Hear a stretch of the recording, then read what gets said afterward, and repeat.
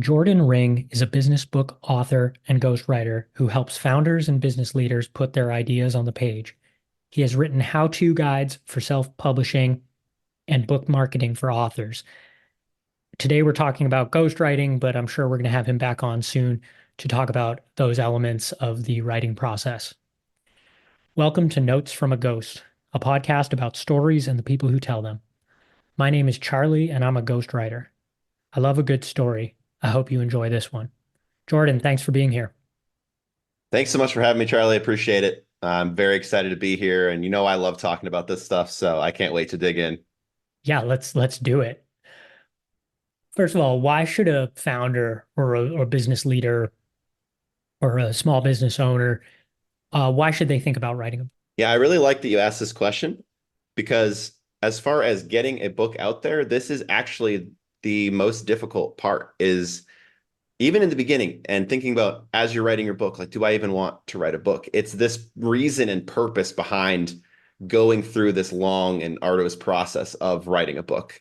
And it's something, the reason should be unique to each person and business owner. Like, there's no one size fits all that says you should write a book because it's such a big process and investment, you know, not just of your like money if you hate a ghostwriter, but it's your other resources of time. Like, even if you hire a ghostwriter, you're still in that book. You're still part of the process, answering questions, making those big decisions.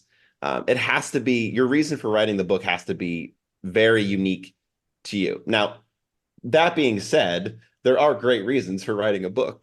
Just thinking about how much it enhances your credibility and authority in your space. I mean, that is just an automatic. It's not something that people really debate. If you have a book and you are the expert in your subject matter, you're showing people right away that, okay, even if for some reason your book isn't great, now you want your book to be great, obviously, but even if the book isn't great, you still wrote the book on the subject. And that is huge. Like I said, again, I'll stress that of course, you want to make the book great. That's the best marketing thing you can do for the book. But even just going through the process of writing that book uh, will give you that credibility. As soon as you hand your book to someone, they're going to know, okay, this person knows what they're talking about. This is the person. This is the go-to person in any kind of business. If you have a book on the subject, automatically you can. Yeah, it's not even just about credibility. You can start to charge higher rates. Your business will just expand on that. And I want to share a survey, and you can pipe in at any time. I like love this stuff. So I'm like, this is why you should do this. I get excited, but so yeah, slow me down at any time. But there was one company that did a survey of 150 people, business owners that had written books. 34% of them said their earnings doubled after they published their book. And I just think that's fascinating, but it also makes sense because of all the things that grow from your business. You gain speaking engagements, not just free, but paid. You gain access to online magazines and journals and other media outlets because you've written a book. There are so many ways that having a book written expands that. Yeah, I mean, if you're thinking about writing a book, just do it. I mean, to me, that's like the number one thing, honestly. Like, if you want to write a book, just write the book and get it out there, and then you're going to see good things happen. And it's interesting, right? Because like I have a background in B2B copywriting originally, Hmm. and everything, it's metrics are so important. Performance is kind of everything, which is good training for a writer. But it's so interesting you say that about the ROI of writing a book when books aren't really judged by statistical performance criteria. They're not a performance marketing play, and yet they do Hmm. quite well, Hmm. in terms of ROI and awareness and all those other things you try to quantify. Yeah, because you think about it, I had someone I was talking to recently that's thinking about getting into coaching and having coaching clients.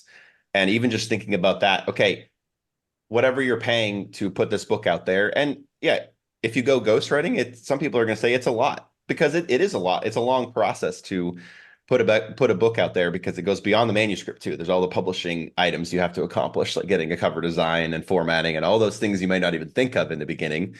But doing all of that will, it's worth it in the end in terms of that return on investment because of all the stuff that it's giving you access to. What's a bad reason for writing a book?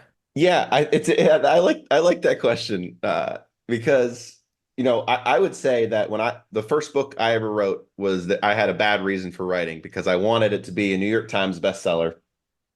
Oh boy. I had never written anything before, really, and I had never written a book before, and I went into it thinking I read all the stuff online that said use Amazon publishing, like they'll take your book off, you'll make all this money. Look how much money I made when I published my book on Amazon. It was like thousands of dollars a month, and I'm like, okay, this is going to be great.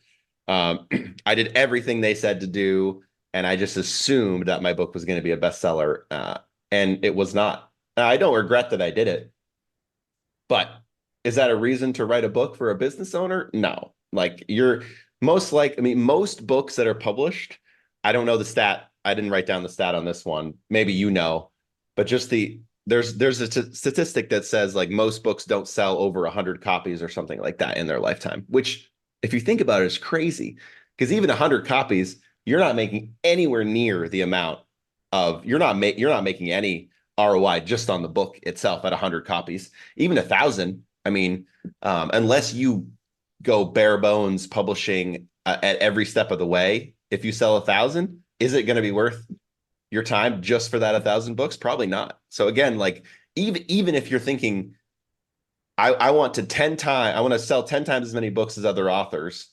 Even if you just look at 1,000 books, now many authors would be happy with 1,000 books, but they're happy with that because of what that book does on like the end of the line, not just because they sold 1,000 books for. If you traditionally publish, you're making not very much on the book. If you sell it on your own website, you're still having to do production. Maybe you make 90% of that, but that's still not very much in the grand scheme of things in terms of your time and resources. And yeah, it's interesting to think about, isn't it? Mm. Interesting is one word for it. Yes. Before it's a book, before it's a manuscript, how do you help someone develop a book idea so they have something that can actually sustain a 200, 300 page narrative? Yeah, a lot of that is honestly in the outlining phase of the process that I know from experience many authors want to skip, or they'll tell me, "Hey, Jordan, I actually already have the outline written. Let's just jump into the book writing." When that's not actually the case. To me, an outline is robust and writes the book for you. It's not 2 pages of bullet points on what you think that what you might want the book to be about. That's not an outline. That's an idea document. Now, as far as like really creating the outline and getting the ideas out there, it is a process over time of discussion, and this depends on the author and how much they want to talk about it or how much they want to have a conversation and then go like do some thinking time themselves, whether they want to like just brainstorm on their own or we can brainstorm within a document together of thinking of ideas. um, but most of the time I found that people get scared thinking I don't have enough good thoughts or I don't have enough in my experience stories to fill 200 pages. It's not true. Anyone can write that many pages. Everyone has stories they can tell. There's always good things you can add to a book, not just for filler, but for examples, for research. There's so many good things you can add that if you find the right stuff to add, um, that you can make an entire book work. It's one of those things that it is a difficult process, but once you get started, and it's amazing when I get people talking with the good questions, and that's another skill that ghostwriters have is getting people talking that you're very good at that I've seen. Even just that question you threw in the beginning, like, oh, I haven't actually thought about that. Like, it's good. Um, that's what you want. You want people to think like, oh, I didn't think about it that way, and then you want that momentum. I had someone I worked with that he was an owner of a multiple multi-million dollar like businesses that he ended up selling.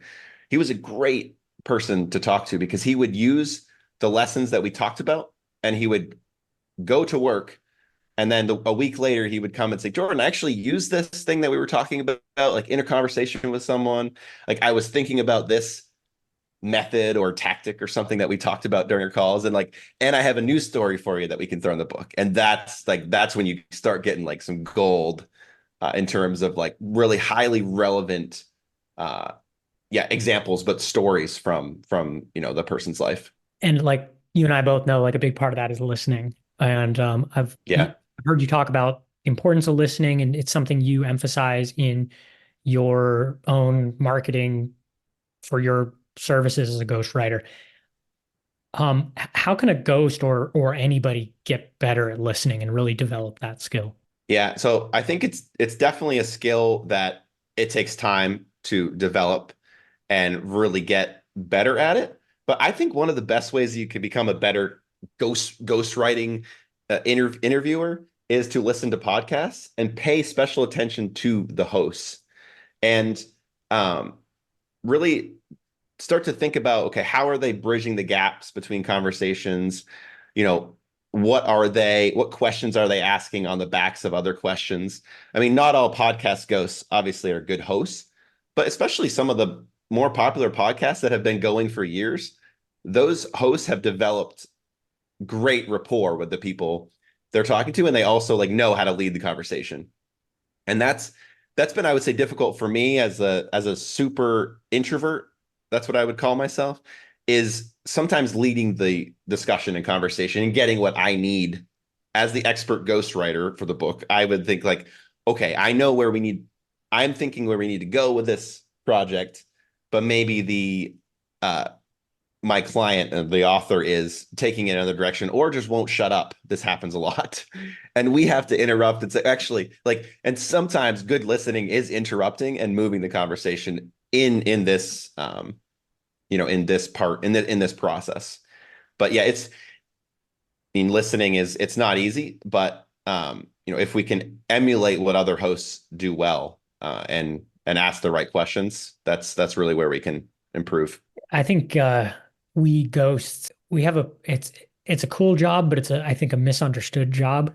What's something you like wish people understood about ghostwriting, or a misconception you come up against again and again? Yeah, there are several. I think the worst is when someone asks me and says, "What famous books have you written that I would know of?" It's kind of annoying because it's at the same, like, I'm not going to ask you as like a developer like what famous like companies or projects have you worked on. Like, I'm not going to ask that. So it's like ghostwriters have this like, well, if you haven't written a famous book, like, you're not that great or something like that. But I mean, I've heard that one. I wouldn't say that's the worst. I'd say the worst is that uh, when people ask, why don't you want to get credit for the book? Like, why don't you want your name on the book?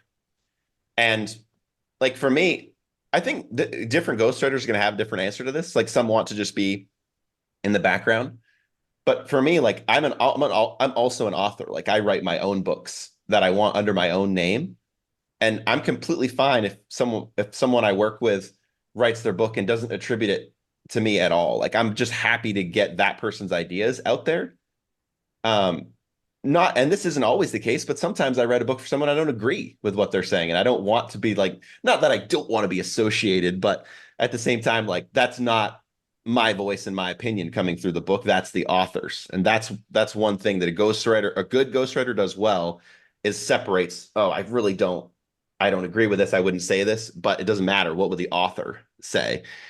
Of course, good ghostwriters also will question the author if they're totally off base. Like, I don't, not that I don't agree with this, but you're completely wrong. And like, this isn't what I would suggest. Then, okay, then that's important your own thoughts and opinions should be valued in that process as well. But yeah, but for me, I don't mind if my name is not on the book. That's completely fine and preferred in most cases. That is, you bring up an ethical question that I think is at the heart of what we do, and is Yeah.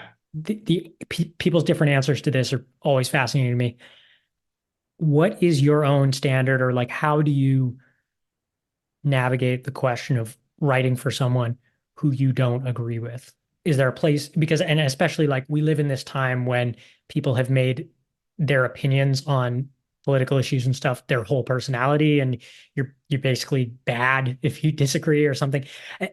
How do you how do you reckon with that? Where do you draw the line? Is there a line? I love that question because yeah, I think yeah, we are at a time where people are very sensitive to that. And I answer it by that I'm just not sensitive to that. Like in a good way. Like I'm not offended by people disagreeing. Like I expect that people even that read my books under my name that they may disagree with what I'm saying. And I think that's completely fine. So that's why I don't have a problem. Yeah, and maybe there are some moral things in books, and like I really don't like that I'm even saying this. But again, it's separating myself from that because this is the author's point of view and thoughts on this. And I know people would say like, okay, Jordan, but you're putting those ideas that you're helping those ideas being put out into the world. And to me, it's like it's fine because I think that and I know I'm idealistic in my view on this, so this is people can take this or leave it, but I think the reader has a responsibility, a huge responsibility for deciding what they believe when they read a book. It's not just about the author's responsibility to give the right information and to present the ideas the best way possible because hopefully the author is doing that. They're not giving you misinformation. But at the same time, as an author, I know that I'm subject to error. Everyone is. Maybe I put a study in my book that is completely wrong. And if you go as the reader and say, well, like Jordan's study told me this, like, and that then I went and took an action based on that. Yeah, I have some responsibility there because I gave you wrong information, but you're also accountable to your own actions. And I do firmly believe that. I think for that reason, I don't generally have a moral issue with helping someone to share their ideas. But all that being said, there are certain book topics that people have come to me and I say, I don't really want to get into that. Not even that I completely disagree. I'm just not interested in that. I know you told me before, like I think along the military uh, area, like that's one area you like to write in. And I don't have anything against that, obviously, but I'm just not as interested in that. Not as interested. I'm not as knowledgeable, so I wouldn't be the best ghostwriter for that. I would just recommend them to you, and I think other people would do the same to me for different subjects.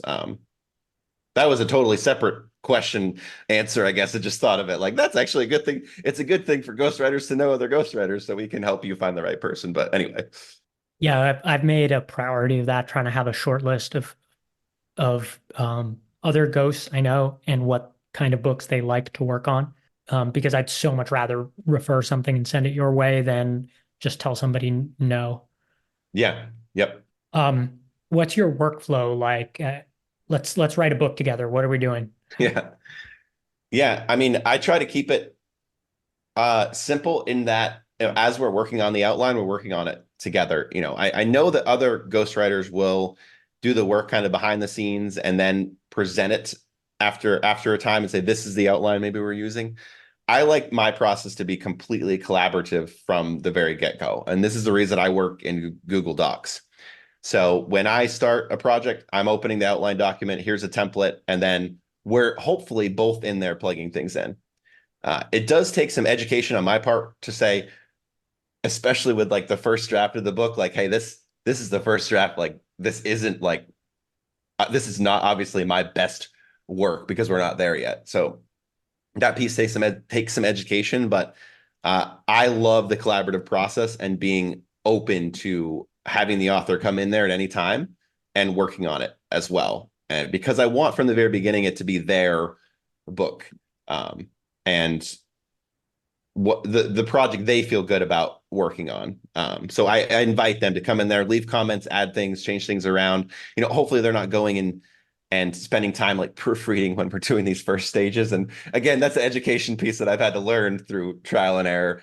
Okay, maybe I do need to share, this part of the process, but it's collaborative from the beginning, and we're working toward getting that completed draft from the initial outline to feeling good enough about the outline and then jumping into the book. That's a big one for me. We're going to get to where we feel this outline is about 70% done and as good as we can get. And then we're going to transition as soon as we feel that into the draft so that we can keep the momentum going forward. Because I know that the author feels this like, okay, the outline it's important, but it's not the book. It's not what we're really doing. It's not like as concrete. So as soon as we can make that transition, the better.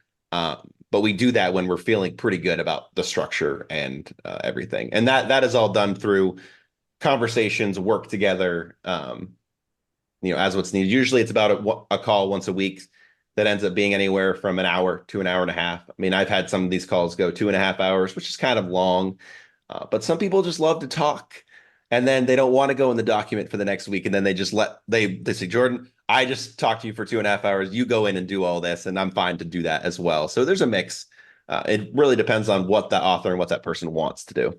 It's so funny you mentioned that about managing expectations. I have had that where someone takes a look at a draft. I've made a really modest typo, like there and there, and I'll get an email that's like, so you're a fraud. Like, someone is like, Yeah, how so bad. how do we come back from this? And it's really funny. So but again, if somebody hasn't spent much time looking at unfinished writing, they have no idea. And I kind of learned that the hard way, that you really have to spell these things out, what a rough draft actually means. Yeah, and this is where I would say that like my method may not be the best method because I know there's other ghosts that say, okay, I've had that experience. Like I am doing stuff in Microsoft Word and I'll present it to you when it's ready because of that, which I completely understand. And I've even considered like, is my process the best? But I just value that collaboration so much that it's worth having those, at least for now, worth having those education conversations of and more expectation conversations, which are important anyway. But yeah, it can be laborious sometimes. And okay, I need to make sure they know this and this and this, and then yeah, What have you got coming up in the near future that you're excited about? yeah. For me, I'm writing a book on my own under my own name, and I'm calling it at least tentatively titled, which pretty sure it's going to be the title, Nonfiction Alchemy. Ooh, And it's a book about putting a book together. And I am just so excited writing it. Like I'm just loving the whole process because yes, it's like a how-to guide, but I'm also adding in stories and adding in research and data and trying to make it the book that you can read at least to get started. If you are a first-time author or if you're a business owner and you have an idea and you're thinking about writing a book, I want my book to be the book that you read to get started on that and potentially even read other books too. I'm going to recommend many other books out there, but that's what I'm most excited about. I think I'm working on the draft right now. I'm going to be done. I told my LinkedIn people that I'd be done the draft by the end of March, but please don't hold me to that. So we'll see how it goes. well, best of luck. And we're gonna have you on again soon to talk about the publishing process and self-publishing. I know that's something I get asked about a ton by authors. Where can listeners find you? Yeah, the best place to find me, where I'm going to be most consistently is LinkedIn. That's a good place. You can just search for Jordan Ring Ghostwriter on there. I'm sure you'll find me. You can also go to my website. It's jmring.com, just my initials and then my last name, jmring.com. And then all of like my blog posts and books and everything is located there. That's a great place to start. Those two places as far as where I'm the most active. Jordan, thanks so much for your time. Thank you for having me. I appreciate it. I love talking about this stuff. So thanks. If you have an epic story, I'd love to hear it. You can find me at dailyprose.com or on LinkedIn. My links and Jordan's are in the show notes. Thanks for listening.